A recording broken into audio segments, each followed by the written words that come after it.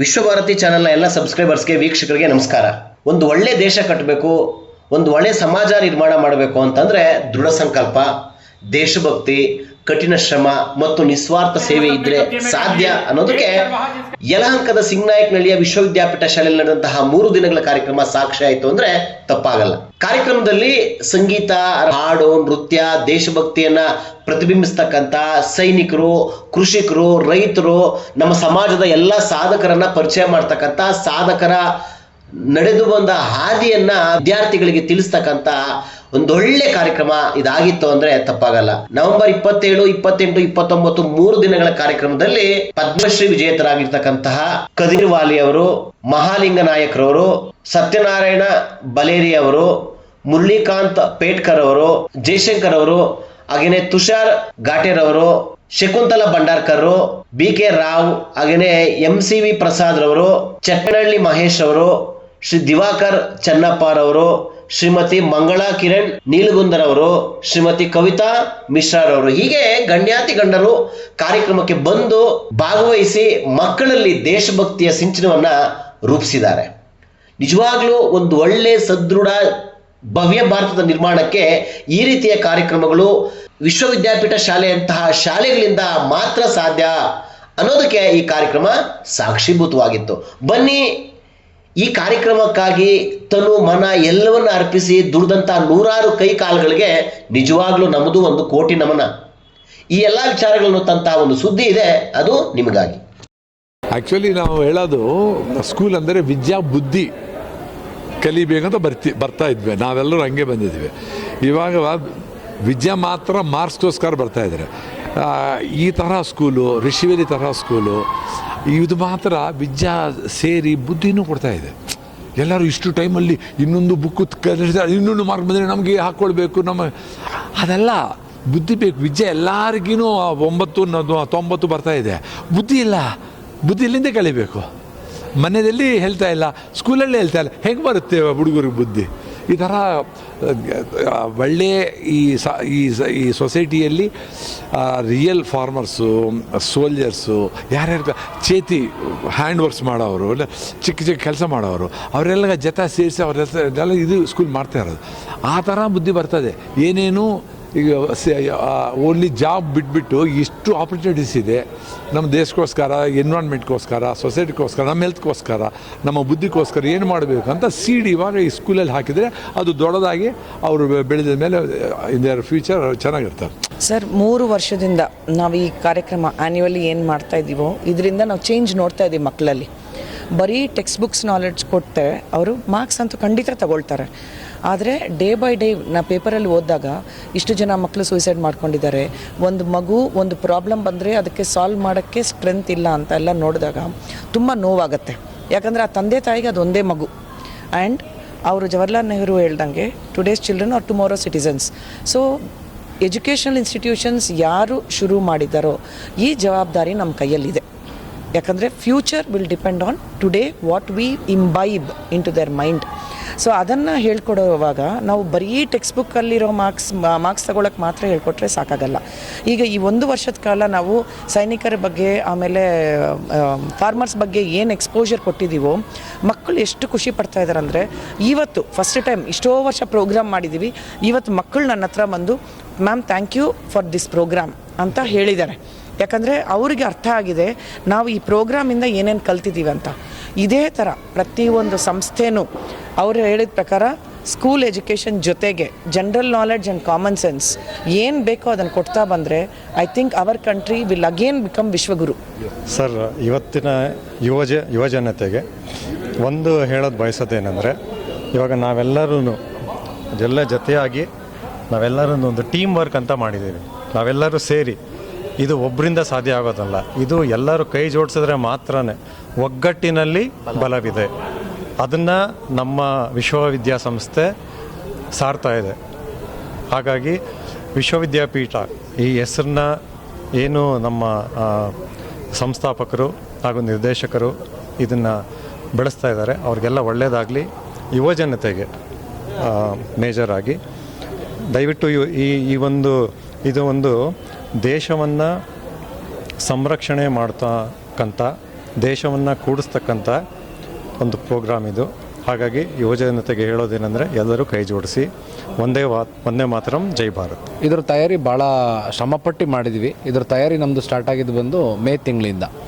So May ತಿಂಗಳಿಂದನೇ ನಾವು ಒಂದು vision ಇಟ್ಕೊಂಡಿದ್ವಿ, ನಮ್ಮ ಕಾರ್ಯಕ್ರಮ ಹೇಗೆ ಬರಬೇಕು, ಅಲ್ಟಿಮೇಟ್ಲಿ ನಾವು ಮಕ್ಕಳಿಗೆ ಏನು ಮಾಹಿತಿಗಳನ್ನ ಕೊಡಬೇಕು.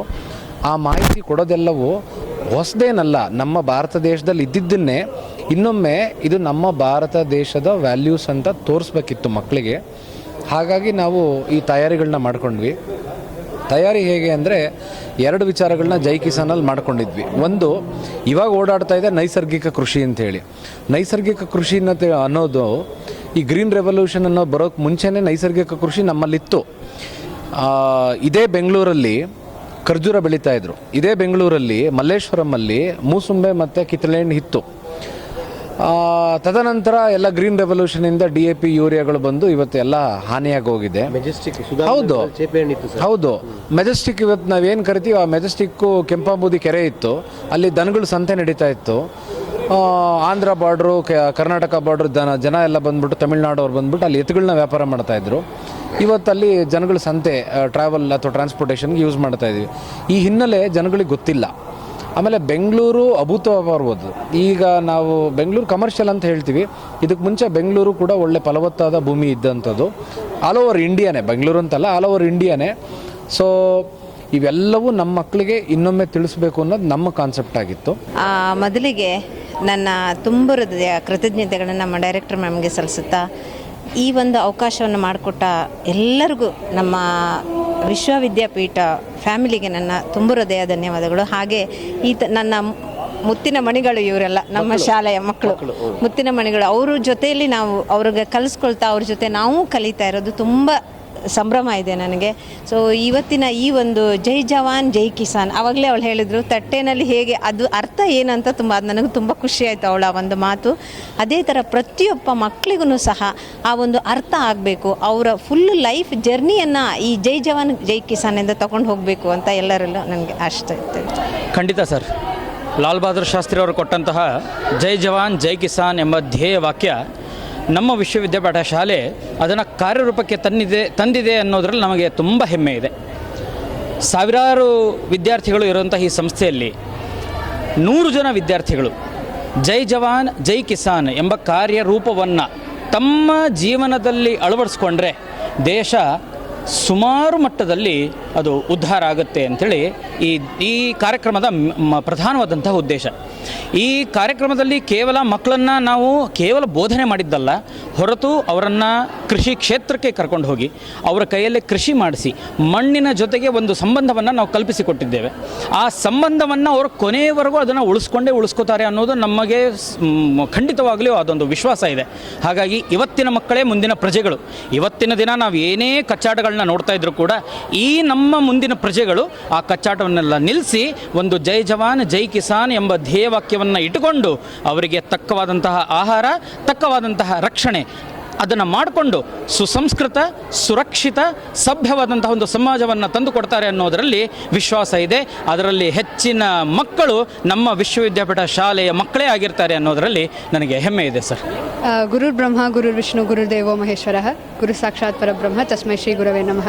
ಇಲ್ಲಿ ತನಕ ಭಗವದ್ಗೀತೆ ಆಗಿರ್ಬೋದು ಅಥವಾ ನಮ್ಮ ಸಂಸ್ಕೃತ ಪಾಠ ಆಗಿರ್ಬೋದು, ಸ್ಕೂಲಲ್ಲಿ ಶಾಲೆಯಲ್ಲಿರ್ಬೋದು, ಗುರು ಅಂದರೆ ಏನು, ಗುರು ಹೆಂಗಿರಬೇಕು ಅಂತೆಲ್ಲ ತಿಳ್ಕೊಂಡಿದ್ವಿ.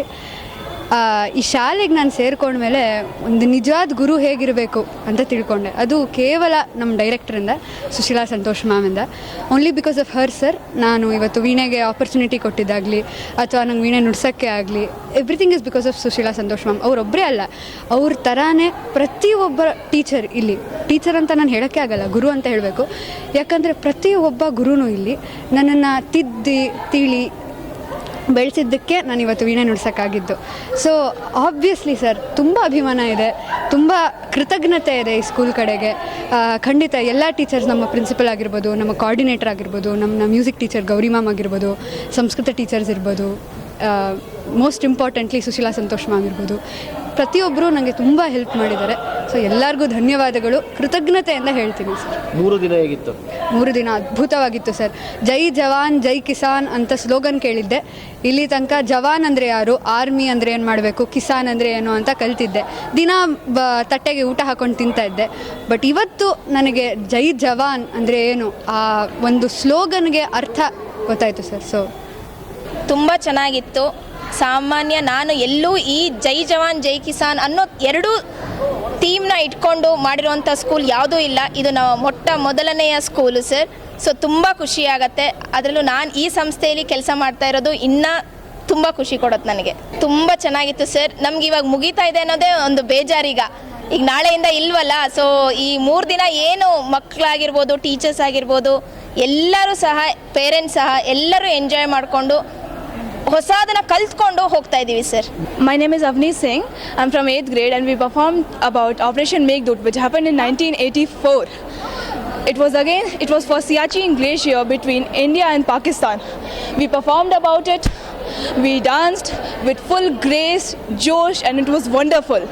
ನೀವಿನ್ನು @ವಿಶ್ವಭಾರತಿ 24 ಚಾನಲ್ನ ಸಬ್ಸ್ಕ್ರೈಬ್ ಮಾಡ್ಕೊಳ್ಳಿಲ್ಲ ಅಂದರೆ ಸಬ್ಸ್ಕ್ರೈಬ್ ಮಾಡ್ಕೊಳ್ಳಿ. ನಮ್ಮ ವಿಡಿಯೋ ಕಂಟೆಂಟ್ ಇಷ್ಟ ಆದರೆ ಲೈಕ್ ಮಾಡಿ, ಶೇರ್ ಮಾಡಿ.